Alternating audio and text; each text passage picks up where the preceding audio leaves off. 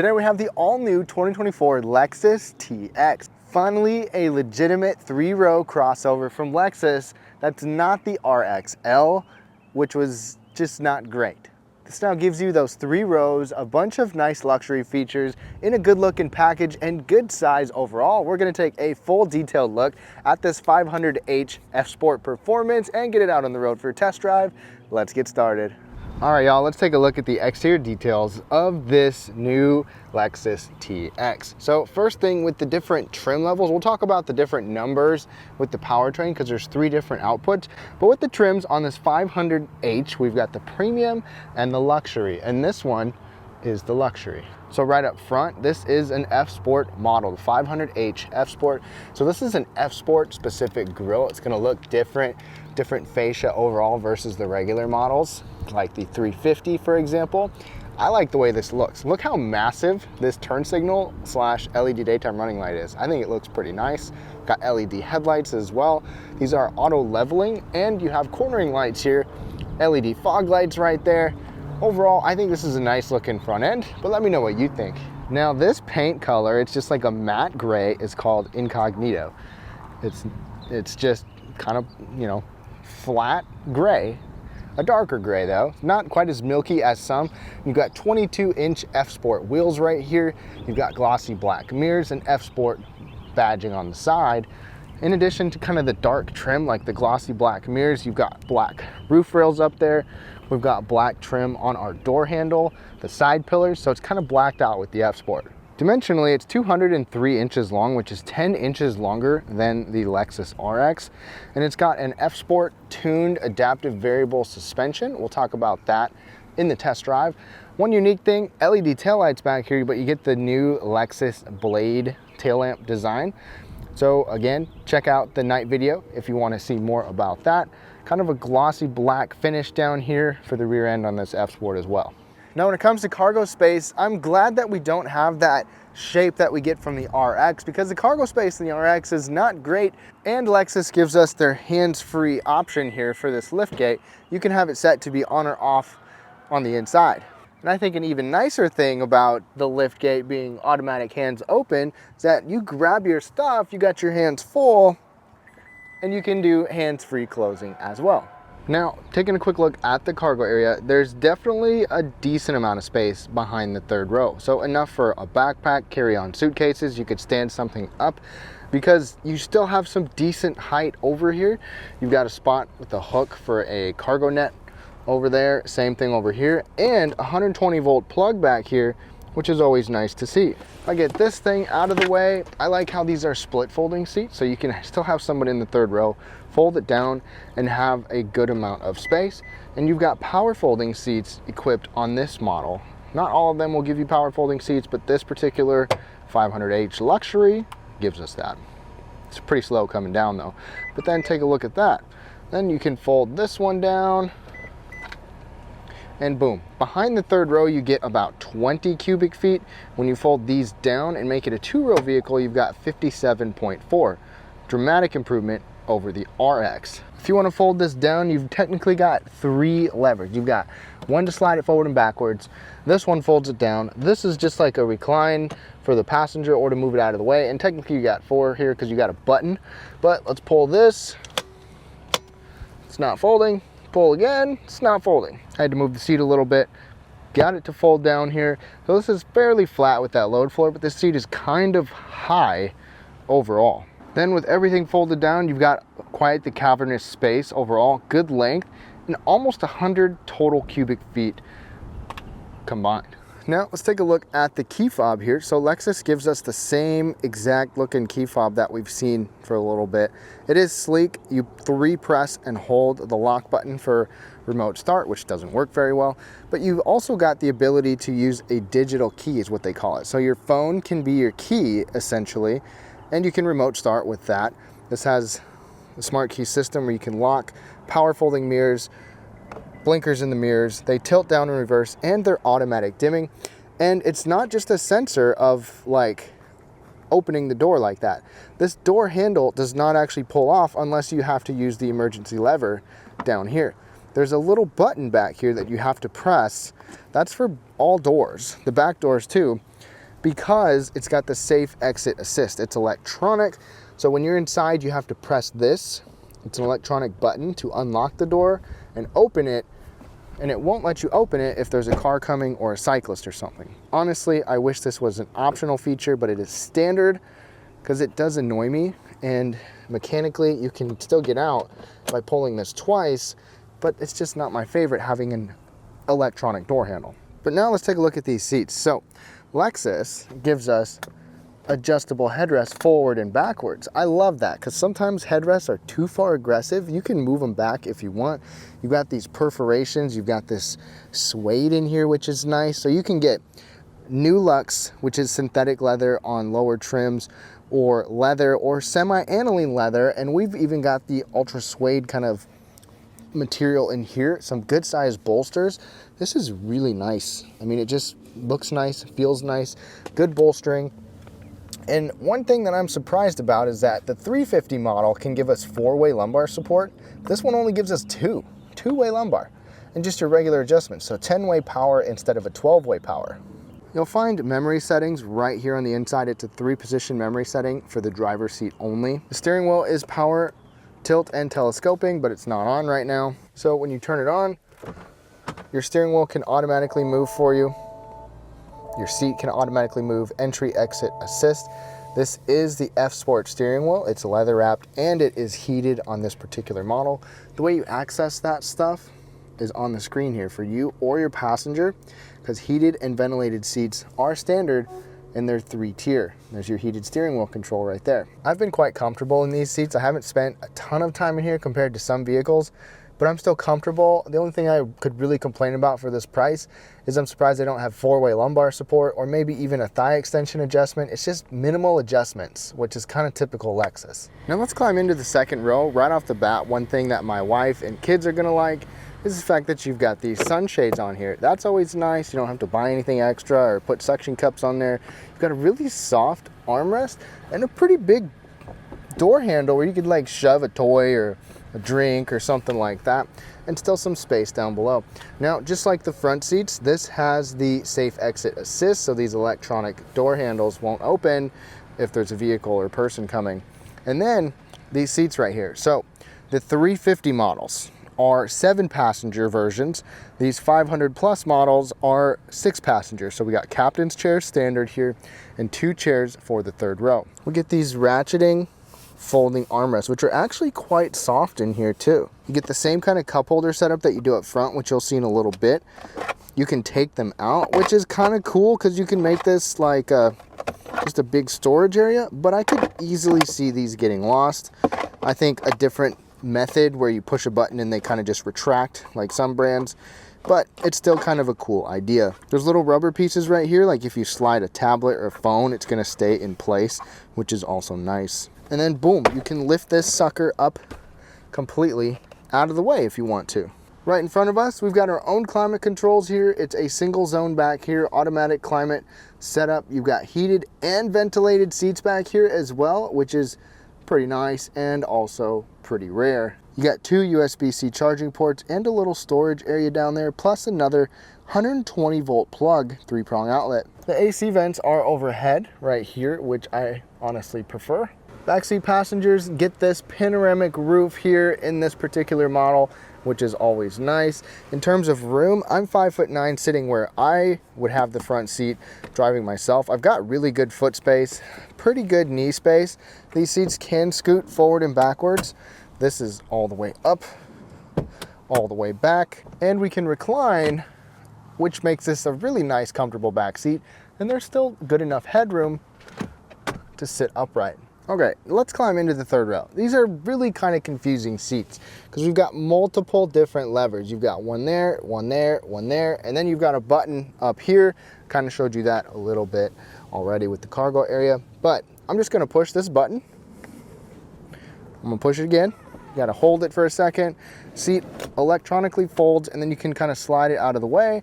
But man, that just adjusted my front headrest. That's kind of annoying.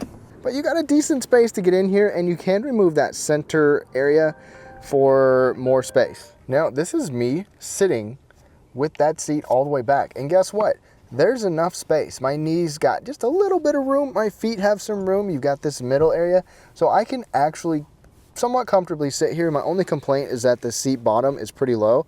So my legs feel like they're elevated quite a bit. That's with the seat all the way up, where I could actually still sit. There's quite a bit more room there. Amenities back here are good. You got cup holders. We've got a USB charging port there. Overhead, we've got an AC vent on both sides as well. There's no third row panoramic roof like you get in the second row. And since this is just 2 seats back here, there's plenty of room for 2 people in the back instead of 3 seats with 2 small outboard seats. So I'm kind of glad they did that, even though 6 passenger, it's not a lot. And you can actually recline because it's a power seat and it's comfortable and my head's not touching anything. This is a reasonable third row seat. Now, taking a deeper dive on the inside, things look very familiar in terms of the way the setup is with like some of the newer Lexuses. For example, the NX, which I showed you not too long ago. We've got soft material on the door, especially this part right here. Really soft armrest and a big grab handle, which I really like this. I sometimes just throw my phone in there. Got the electronic door. Decent sized bottle holder down there. Does it fit a giant jug like this? Not quite, but it can fit quite a few. On the side, trip odometer and cluster brightness, fuel door, open up the back, memory settings, and a tiny little storage area, typical Toyota and Lexus. Steering wheel controls are the biggest complaint I have of this vehicle. Let me show you. So you've got volume and pages right there. You can turn on your cruise and your lane keeping system. Otherwise, they're blank. And you can kind of customize it a little bit, but it's honestly frustrating. So if I touch here, you don't actually know what you're touching unless you have it set to look at your head-up display. Okay, so looking at our head-up display, it is a nice head-up display and there's a lot of information that you can have on there. You can move it up and down, but look, when I touch the steering wheel, this is what it shows. And if I want to do something different with this control, like if you're in cruise control, it's locked in on cruise control settings here, where you can't control this stuff. Then if I touch the left touchpad, right now it's got voice controls up and down here, but sometimes it might have your audio controls. The seat is going to be side to side, and you can customize this, but I want it on the head-up display to be able to see, but when it's daytime, it's hard to see sometimes if you've got sunglasses on. It's kind of frustrating. If you have it down here, it kind of takes up some of your display, and it's just another thing that takes your eyes off the road, where you have to look because maybe you were going to push music mode, but it was actually on this with the call button, you know, something like that. It's just a little frustrating. All right, so you've got the layout right here where we've got like music mode, audio, seeking back and forth, and it changes depending on what it's showing us. You can customize this as well. The right side, you got your head-up display going up and down, changing the cluster display. You can customize it. You can have climate on there as well, but it's just annoying to me. I know some people like it, but I don't like it, and it's frustrating. Now, as far as changing the actual customization of the screen, now when you are in the specific page here where you can change the display, so we're in meter 1, then meter 2, then there's meter 3, and you can go back to meter 1, and then if you hold that arrow, then you can customize. So now we're in the middle. You can have a little bit of customization of what you see in there. We can go over to this side, change a little bit here. It's not like you have the same kind of maps and menus and systems like you see in some other vehicles and other Lexuses. Like you don't have a trip A and trip B for your drive info over there. You have a trip A and trip B for your odometer, but not for your actual information.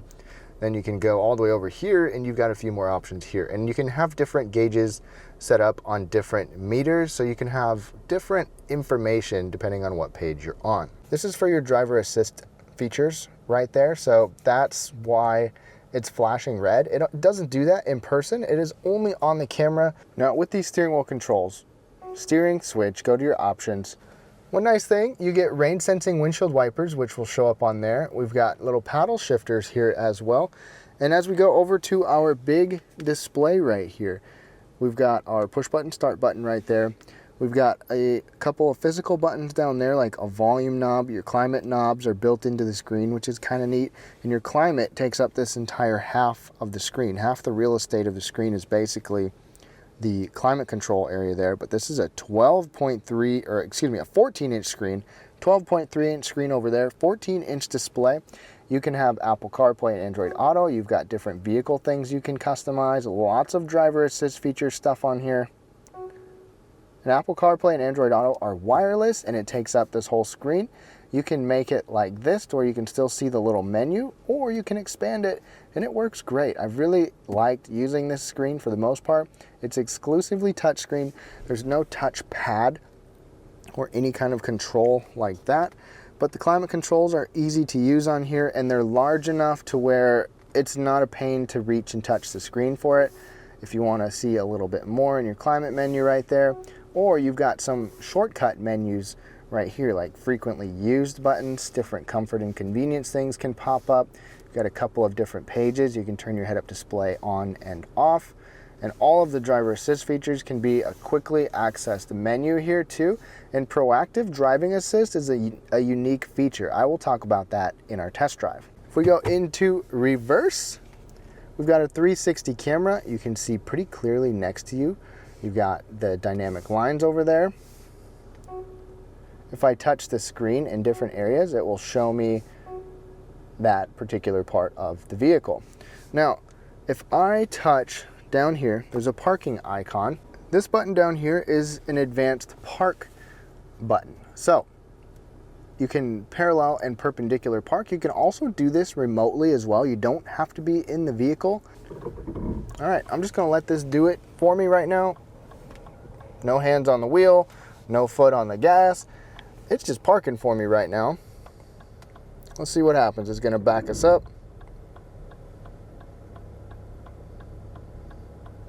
Taking a little while here.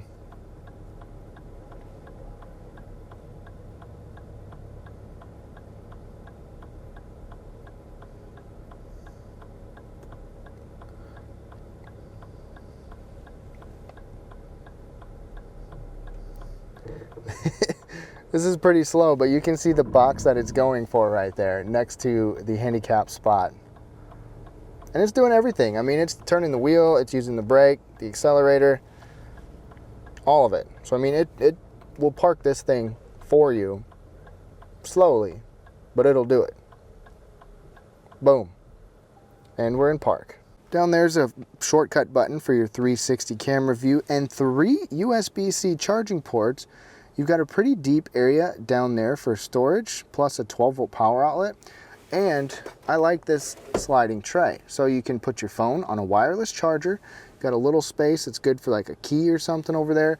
Put it on there, push it out of the way, out of sight, out of mind, and still have easy access to storage. Storage in vehicles, especially family vehicles, is very nice and convenient.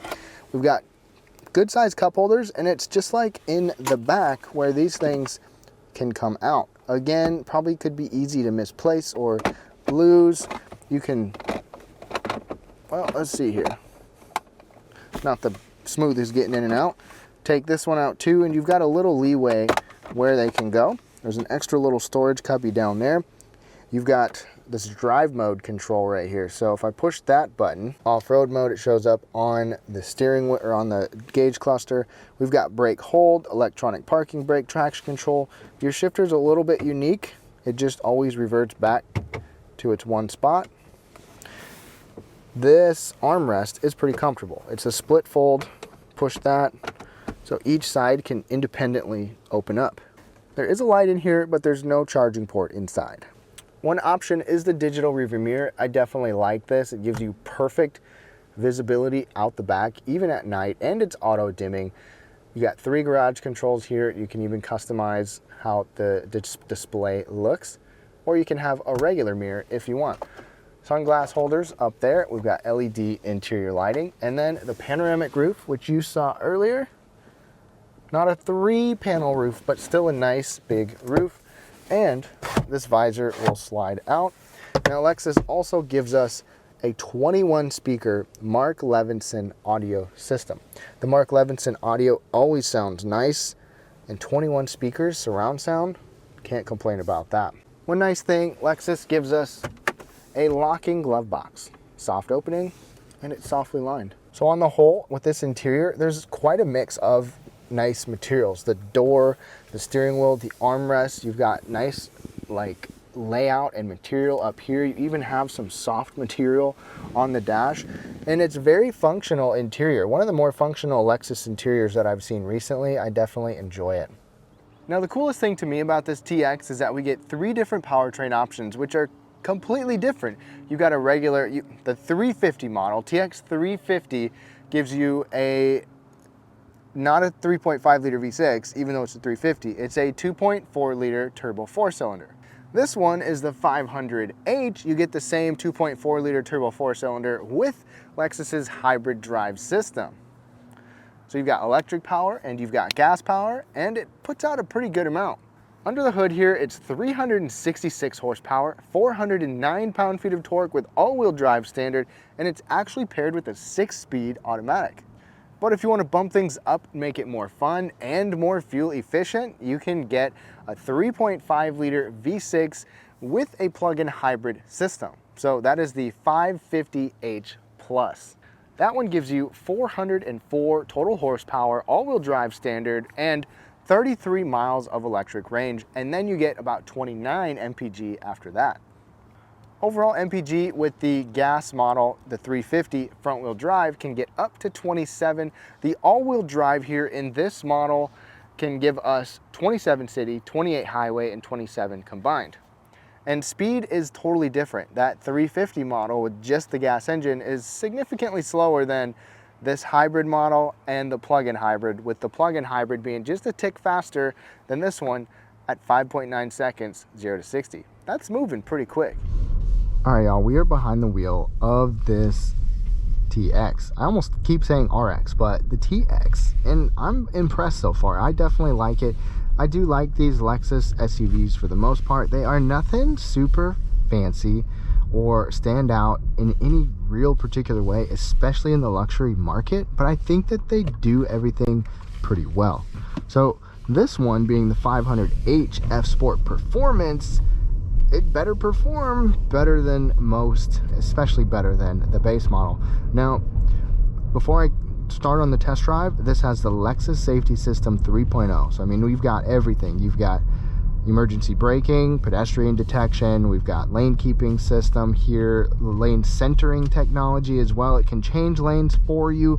That's why you've got these flashing red lights right here. It's the monitoring system that all these cars have nowadays, so they don't flash in person in your eyes. It's just to a camera. And this also has proactive driving assist. So when you have it on, it's essentially like a radar cruise control when the radar cruise is not on. Like going through town, if I'm behind this car, we're going 30, it starts to slow down, this is going to start to slow down. So it's kind of a proactive safety system without actually being in adaptive cruise control. And when the car is going normal speed, then it's just going to let me keep going and coasting. If you have your foot on the accelerator, obviously it's just, you're in control still, but it can give you assistance in different areas. And with the hybrid system, Lexus and Toyota have always had very smooth hybrid systems. So this will start out with a little bit of electric power, and it'll say EV at the bottom left if that's what it's doing. If it doesn't, then the gas is on. You can see in a monitor here, or you can put it on the screen, where the power is coming from. So if I let off the gas, then the engine can shut off. One thing that's kind of annoying is we don't have an EV mode button like we used to get in these hybrids. So you can't just go into EV mode, but it doesn't work like a plug-in hybrid does, where you get a ton of EV range. It's just very short spurts, low amount of acceleration. But you can really milk these hybrids to get good efficiency if you want to, by monitoring just how much you're using the electric motor.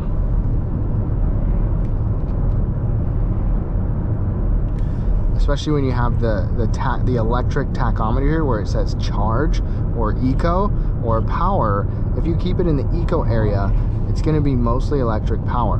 And right now, since I'm coasting, it says we have a little bit of charge. You can see it regenerating power. So when you brake or coast, the vehicle captures electricity or captures power and converts it into battery power. So let's get pedal down, normal mode. Whoa, got a seat, throw them back there. It gets you going pretty darn quick. So we're in normal mode, but the thing that surprises me the most is we don't have a drive mode button here. I gotta go into the screen and do drive mode. There we go. Okay, now we're in sport. Let's get pedal down.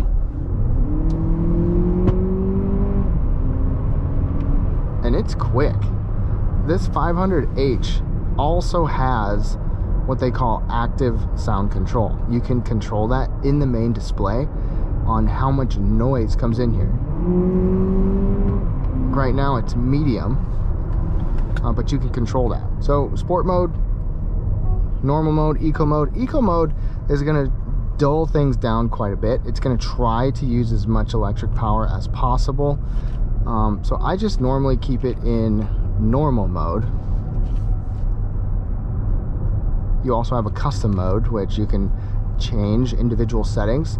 Now, in terms of ride comfort is very good in here. This has an F-Sport tuned suspension and an adaptive variable suspension. So it'll change kind of depending on your surface and your driving habits and your drive mode. And it's been comfortable and smooth, and this has also been quiet. We have laminated glass over here, so that should help suppress noise. Like right now, I'm not braking, but it's braking. That's part of the proactive driving assist. It started braking because I was getting closer to that vehicle. It really is pretty cool. It's kind of weird at first. I didn't like driving with it when I first tried it in a different Lexus, but I've kept it on for the most part with this one, and I think it does a really nice job of not being too intrusive. And the adaptive cruise control function and lane centering works really well on this Lexus Safety System 3.0. Ergonomically, the screen is easy to reach and touch. It's clear. I just don't like this gauge cluster or this gauge setup with these blank buttons where it's a little bit distracting. Once you get used to it, I'm sure it'll get better and you can customize it, but it's still multi-pages where you don't have everything on one button here. So maybe you'll love it, maybe you don't. Let me know down below. Let's go ahead and wrap things up. So to wrap things up on this Lexus TX, it is the upgraded version of the Toyota Grand Highlander, the new Grand Highlander, which still comes pretty well equipped. So unless you really want Lexus and some of the extra little things you get with Lexus and you're willing to pay the price, maybe you should go for that Grand Highlander. But I really enjoy the fact that Lexus gives us a few different unique powertrains which are intriguing, including this 500H model and a plug-in hybrid model, along with their regular gas model. I think Lexus did a nice job here. You've got 3 rows that can be comfortable for 6 or 7 passengers, nice luxury features, and a nice overall package. Let me know what your thoughts are down below on this all-new TX. Thank you so much for watching and have a great day.